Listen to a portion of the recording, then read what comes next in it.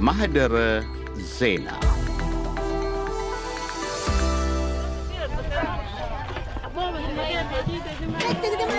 ሕፃናት በብረት ሳህናቸው አሊያም ባንጠለጠሉት ነጭ ፕላስቲክ ኮዳ ከብረት ድስቱ እንዲጨለፍላቸው ይጠባበቃሉ። ከመካከላቸው እናቶችም አሉ።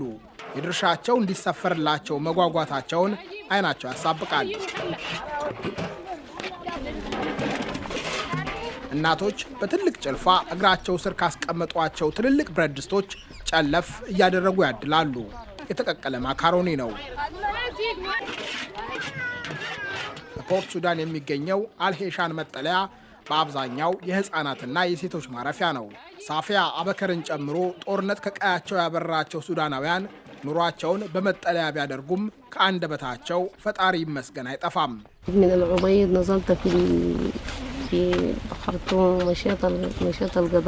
ከአልኡቤይድ ካርቱም ገባው። ከዚያ ወደ ጋዳሪፍ፣ እንደገና ወደ ፖርት ሱዳን ተጓዝኩ። ፈጣሪ ምስጋና ይድረሰውና አሁን የሰብአዊ ድርጅቶች ካሉበት እንገኛለን። እናመሰግናቸዋለን። ፈጣሪ ጤና እንዲሰጠንና ጦርነቱ እንዲቆም እንጸልያለን። ባለቤቴ ባባኑሳ ላይ በተፈጸመ የአየር ጥቃት ተገድሏል። ለልጆቹ ብዙ ነገር እንፈልጋለን። ምግብና ድንኳን ያስፈልገናል። እንዲህ መኖር በጣም አስቸጋሪ ነው። ቢሆንም ፈጣሪ ይመስገን። ከፖርት ሱዳን ከተማ ዳርቻ በሚገኘው አልሄሻን መጠለያ እንደ ሳፊያ ያሉ እናቶችና ልጆቻቸው በጊዜያዊ ድንኳኖች ውስጥ ይኖራሉ። መጠለያዎቻቸው በጨርቅ በሸራና በካርቶን የተቀለሱ ናቸው። ውሃ ማግኘት ይቸግራቸዋል። ልጃቸውን በደረታቸው የታቀፉት ፋጢማ መሐመድ እንዲህ መኖር ሰልችቷቸዋል። ጦርነቱ ቆሞ ወደ ቤቴ መመለስን በምኞት እየጠበቅኩ ነው። እዚህ ምንም አልተመቸንም። ነገር ግን ፈጣሪን እናመሰግናለን። ጦርነቱ ቆሞ ወደ ቀያችን ተመልሰን ከልጆቻችንና ከአባታቸው ጋር በሰላም ለመኖር እንጠብቃለን። ምኞታችን ይኸው ነው። ሁሉም ተፈናቃዮች ግን እንደ ሳፊያ እና ፋጢማ ወደ ቀያቸው መመለስ የሚናፍቁ አይደሉም። በፈጥኖ ድራሽ ኃይሎች አልሞ ተኳሽ በኦምዱርማን ከተማ ጭንቅላታቸውን በጥይት ከተመቱ በኋላ ግማሽ ሰውነታቸው መንቀሳቀስ የተሳነው ሁሴን መሐመድ ሻሪፍ ለምሳሌ ሕክምና ይፈልጋሉ። ሁሴን እንደሚሉት አልሞ ተኳሹ በአንድ ሕንፃ ውስጥ ሆኖ እየተኮሰ ሰዎችን ሲገድል ነበር። ቢያንስ 10 ጓደኞቻቸው እንደተገደሉ ሁሴን ለአሶሼትድ ፕሬስ ተናግረዋል። ተራቸው ደርሶ ግንባራቸውን በጥይት ሲመቱ መሬት ላይ ወደቁ። ለሕክምና ወደ ፖርት ሱዳን ቢያቀኑም እስካሁን የሚፈልጉትን አላገኙም። እንዲያውም ካይሮ ሄደው እንዲታከሙ ተነግሯቸዋል። ብዙ ሰዎችን አጥተናል። እናቶች፣ እህቶች፣ አክስቶችና ጓደኞች አጥተናል። እያንዳንዱ የሚወደውን ሰው አጥቷል። ደህንነታችንን እንዲጠብቅ፣ ስቃያችን እንዲቃለል፣ ወደ ትውልድ ቀያችን እንድንመለስ ፈጣሪን እንለምናለን። ፖርት ሱዳን ቆንጆ ከተማ ነች። ሕክምና ካገኘን በኋላ ወደ ቤተሰቦቻችን እንድንመለስ እንጸልያለን። እንደ ፈጣሪ ፍቃድ ሀገራችን ተመልሳ ደህና ሰላም ትሆናለች። ነገር ግን እነዚህ ሰዎች በመካከላችን አመፅን አመጥተውብናል። ላለፉት 3 ዓመታት ጦርነት የገጠሙት የሱዳን ብሔራዊ ጦርና የመሐመድ ሐምዳን ደጋሎ ፈጥኖ ድራሽ ኃይሎች በጅምላ በሚፈጽሟቸው መጠነ ሰፊ ጥቃቶች ምክንያት የአገሬው ሰዎች ያላቸው ምርጫ 2 ብቻ ነው። አንድም ቅሌን ጨርቄን ሳይሉ ከቀያቸው መሸሽ አሊያም የጥቃቶቹ ሰለባ መሆን። ከ13 ሚሊዮን በላይ ሰዎች በሀገራቸው ተፈናቃይ ሆነዋል። ሌሎች 4.5 ሚሊዮን ሱዳናውያን ማዕከላዊ አፍሪካ ሪፐብሊክ፣ ቻድ፣ ግብፅ፣ ኢትዮጵያና ደቡብ ሱዳንን ወደ መሳሰሉ ጎረቤት ሀገራት ተሰደዋል። ዳርፉርና ኑባን ጨምሮ ቢያንስ በ5 ቦታዎች ጠኔ መከሰቱ በታወጀባት ሱዳን 34 ሚሊዮን ገደማ ሰዎች ሰብአዊ እርዳታ እንደሚጠብቁ የተባበሩት መንግስታት ድርጅት አስታውቋል። በዓለም የጤና ድርጅት መረጃ መሰረት 21 ሚሊዮን የሱዳን ሕዝብ የጤና አገልግሎት አያገኝም። ኮሌራን ጨምሮ በበሽታ ወረርሽኝ ወቅት ሙሉ በሙሉ ወይም በከፊል አገልግሎት የሚሰጡት የጤና ተቋማት 63 በመቶ ብቻ ናቸው። ሆስፒታሎች፣ አምቡላንሶችና የሕክምና ባለሙያዎች ጥቃት ተፈጽሞባቸዋል። የ3 ዓመታቱ ውጊያ ሱዳን የጅምላ ግድያና የወሲባዊ ጥቃት ምድር እንድትሆን አድርጓታል። በተባበሩት መንግስታት የትምህርት የሳይንስና የባህል ድርጅት ወይም ዩኔስኮ መረጃ መሰረት ከ12 ሚሊዮን በላይ ሴቶችና አዳጊ ልጃገረዶች የጾታ ጥቃት ስጋት አለባቸው። በተባበሩት መንግስታት የሰብአዊ ጉዳዮችና አስቸኳይ እርዳታ አስተባባሪ ቶም ፍሌቸር የድሮን ድብደባዎችን ጨምሮ በሱዳን የተፈጸሙ ግፎችን ዘርዝረው አይጨርሱም። ሱዳን የጭካኔ ቤተ ሙከራ ሆናለች። ከበባዎች፣ የምግብ ክልከላ፣ ወሲባዊ ጥቃትን እንደ ጦር መሳሪያ መጠቀም፣ ትምህርት ቤቶችና ሆስፒታሎችን ማጥቃት። በዚህ ዓመት ብቻ 700 ሰዎች በድሮን ጥቃቶች ተገድለዋል። በ3 ዓመታት ውስጥ 130 የሰብአዊ እርዳታ ሰራተኞች ተገድለዋል። ሁኔታው እየተሻሻለ የሚሄድ አይደለም፣ እንዲያውም እየተባባሰ ነው። ዩኒሴፍ በዚህ ዓመት ከጥርና እስከ መጋቢት ባሉ ወራት 160 ሕፃናት መገደላቸውን ሰንዷል።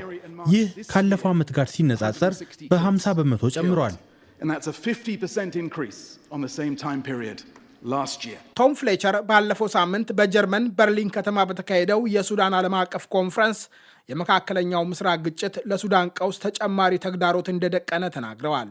ሱዳን ከምትጠቀመው የአፈር ማዳበሪያ ግማሽ ያክሉ ከገልፍ ሀገራት የሚሸመት እንደሆነ የጠቀሱት ኃላፊው በሀገሪቱ የአዝመራ ወቅት እየተቃረበ በመሆኑ ችግሩ አሳሳቢ እንደሆነ ጠቁመዋል።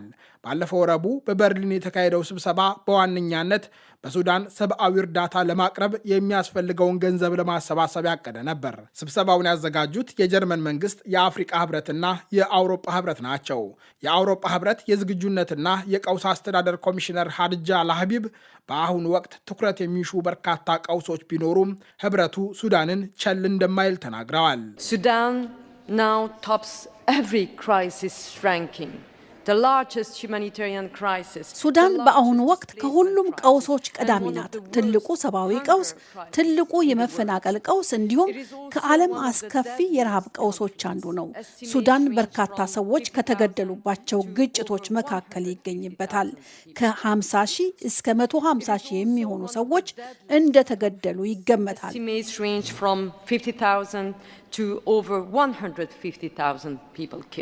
የሱዳን መንግስት ግን አስቀድሞም ስብሰባውን ተቃውሞ ነበር።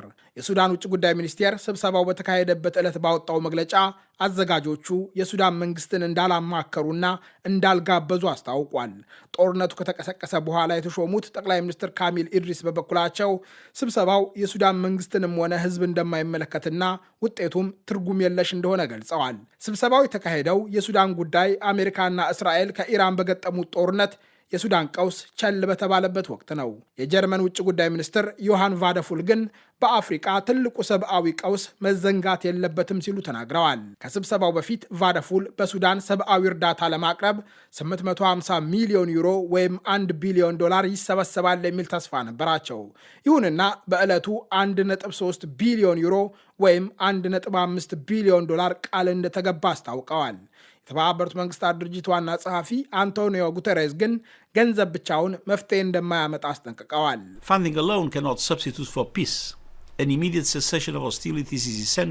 ገንዘብ ብቻውን የሰላም ምትክ መሆን አይችልም። በአፋጣኝ ግጭት ማቆም ያስፈልጋል። የውጭ ጣልቃ ገብነትና ጦርነቱን የሚያባብሰው ወደ ሱዳን የሚፈሰው የጦር መሳሪያ መቆም አለበት። የሱዳን ሕዝቦችን ፍላጎት የሚያንጸባርቅ አካታች፣ በሲቪል ፖለቲከኞች የሚመራ የፖለቲካ ሂደት ለማስጀመር የሚያስችል ተአማኒ መንገድ መከፈት አለበት። የቀድሞው የሱዳን መሪ ኦማር አልበሽር ከስልጣን ከተባረሩ በኋላ በሁለት የጦር አበጋዞች የስልጣን ትንቅንቅ በሚያዝያ 2015 የተጠነሰሰውን ጦርነት ለመግታት እስካሁን የተደረጉ ጥረቶች አልተሳኩም። ከከሸፉት ጥረቶች ሁሉ ትልቁ በአሜሪካ የሚመራውና ግብፅ፣ ሳውዲ አረቢያና የተባበሩት አረብ ኤሚሬቶች የተሳተፉበት የጋራ ሙከራ ነው። የሱዳን ብሔራዊ ጦር አዛዥ አብዱልፋታህ አልቡርሃንና ፈጥኖ ደራሽ ኃይሉን የሚመሩት መሐመድ ሐምዳን ደጋሎ ጦርነቱን ለማቆም እስካሁን ፈቃደኛ አልሆኑም። ሱዳን በአሁኑ ወቅት በአብዛኛው ለሁለት የተከፈለች ሆና ትታያለች። በጦሩ የሚደገፈውና ዓለም አቀፍ እውቅና ያለው መንግስት መቀመጫውን በካርቱም ያደረገ ሲሆን ደጋሎ የመሰረቱት ትይዩ መንግስት በዳርፉር ከትሟል። የሱዳን ጦር በቀይ ባህር የሚገኙ ወደቦች፣ የነዳጅ ማጣሪያዎችና ማስተላለፊያዎችን ጨምሮ በሰሜን በምስራቅና በማዕከላዊ የሀገሪቱ ክፍሎች የሚገኙ ግዛቶችን ይቆጣጠራል። የደጋሎ ፈጥኖ ድራሽ ኃይልና አጋር ታጣቂዎች ሱዳን ከደቡብ ሱዳን የምትዋሰንባቸውን ዳርፉርና በኮርዶፋን ግዛት የሚገኙ አካባቢዎች በእጁ አስገብቷል። ሁለቱም ግዛቶች የሱዳን የነዳጅ መስክና የወርቅ ማዕድን የሚገኝባቸው ናቸው። አሰቃቂ ሰብአዊ ቀውስ ባስከተለው ጦርነት ግብፅ የሱዳን ጦርን ስትደግፍ፣ የተባበሩት አረብ ኤሚሬቶች ለፈጥኖ ድራሽ ኃይሉ የጦር መሳሪያ እንደምታቀርብ በተባበሩት መንግስታት ባለሙያዎች ተወንጅላለች። የተባበሩት አረብ ኤሚሬቶች ግን ክሱን አትቀበልም። በአሜሪካው የል የህዝብ ጤና ትምህርት ቤት ስር የሚገኘው የሰብአዊ ጉዳዮች ምርምር ማዕከል ባለፈው ወር የመሐመድ ሐምዳን ደጋሎ ፈጥኖ ድራሽ ኃይል በኢትዮጵያ ቤንሻንጉል ጉሙዝ ክልል ከሚገኝ የጦር ሰፈር ወታደራዊ ድጋፍ እንደተቀበለ ገልጿል። ጦርነቱን በሳተላይት ምስሎች የመረመረው ተቋም ባቀረበው መረጃ ላይ ፈጥኖ ድራሽ ኃይሉ እስካሁን ያለው ነገር የለም።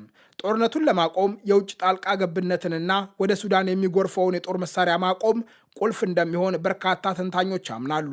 የብሪታንያ ውጭ ጉዳይ ሚኒስትር ኢቬ ኩፐር የዓለም አቀፉ ማህበረሰብ ዋነኛ ትኩረት ይኸው ሊሆን እንደሚገባ በበርሊን በተካሄደው ስብሰባ ላይ ተናግረዋል። ዘላቂና አካታች ሰላም እንዲወርድ በአስቸኳይ የተኩስ አቁም ስምምነት ላይ መደረሱንና የሚፈጸሙ አሰቃቂ ድርጊቶች መቆማቸውን ማረጋገጥ አለብን።